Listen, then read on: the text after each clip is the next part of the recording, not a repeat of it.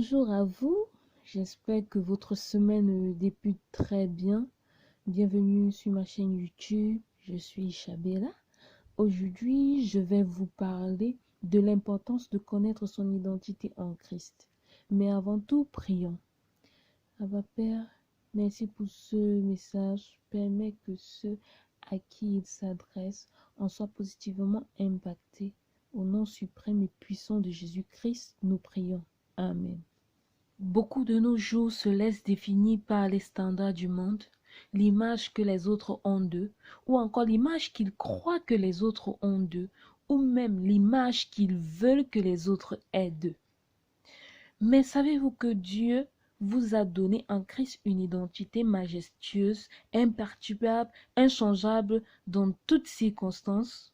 Ne pas le savoir peut s'avérer dangereux car connaître qui on est primordial pour vivre la vie qui nous correspond.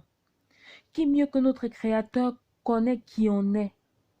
N'oublions pas que Jésus est le chemin, la vérité et la vie, confère Jean 14,6.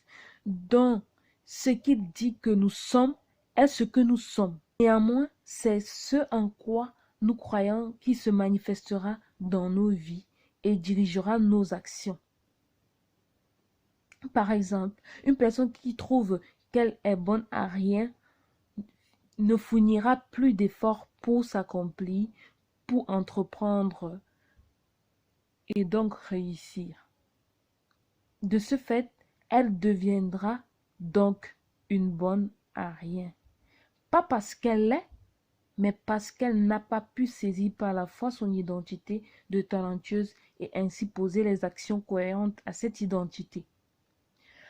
En effet, l'une de mes formules préférées est foi plus prière plus travail égale miracle, tout en sachant que la fondation, c'est la foi, car nos croyances, notre détermination influencent la qualité et l'intensité de nos actions et par conséquent les résultats que nous obtiendrons. Vous avez besoin de connaître avec assurance qui vous êtes pour avoir une certaine stabilité dans les différents domaines de votre vie.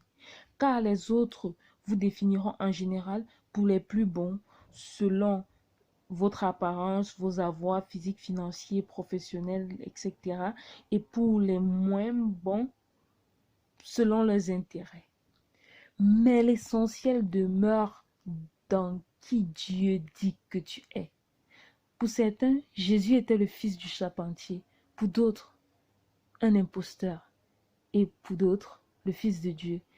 Mais cela ne changeait en rien le fait que sa vraie identité est qu'il est le Fils de Dieu qui s'est fait chair pour nous donner la vie en abondance.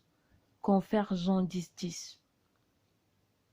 Alors, sache que ton identité, ta valeur, te vient de Dieu, ton Père, ton Créateur, qui t'aime tant.